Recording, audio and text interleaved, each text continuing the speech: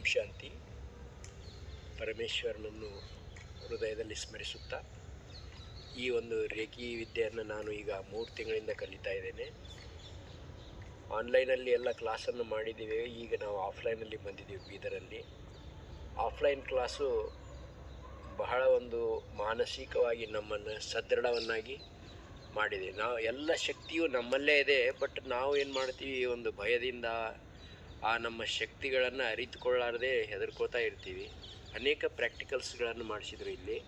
ಕಾಜಿನ ಮೇಲೆ ನಡೆಯೋದು, ಆಮೇಲೆ ಕೆಬ್ಬಣದ ರಾಡನ್ನು ಬೆಂಡ್ ಮಾಡೋದು, ಆಮೇಲೆ ಈಗ ಬೆಂಕಿ ಹತ್ತಿದಂಥ ಹಳ್ಳಿಯನ್ನು ಬಾಯಲ್ಲಿ ಹಾಕ್ಕೊಂಡು ಅದನ್ನು ಬಾಯಿ ಮುಚ್ಕೊಂಡು ಅದನ್ನು ಸಹಿತ ಆರಿಸೋದು. ಅಂದರೆ ಒಂದು ನಮ್ಮಲ್ಲಿ ಎಂಥ ಒಂದು ಶಕ್ತಿ ಇದೆ ಮನಸ್ಸಿನಲ್ಲಿ ಅನ್ನೋ ಒಂದು ಜಾಗೃತಿಯನ್ನು ಮೂಡಿಸಿದರು. ಈ ಒಂದು ನಮ್ಮ ಮನದ ಶಕ್ತಿಯಿಂದ ನಾವು ನಮ್ಮ ನಿಜವಾದ ಜೀವನದಲ್ಲಿ ಹೇಗೆ ನಾವು ನಮ್ಮ ಕಷ್ಟಗಳಿಂದ ಹೊರಗಡೆ ಬರಬೇಕು, ಆ ಒಂದು ಕಲೆಯನ್ನು ಹೇಳಿಕೊಟ್ರು.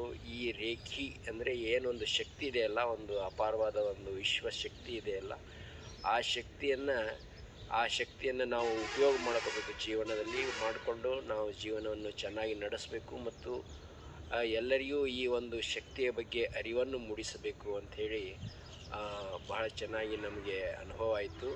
ಈ ಜ್ಞಾನವನ್ನು ಎಲ್ಲರೂ ಕಲ್ಕೋಬೇಕು.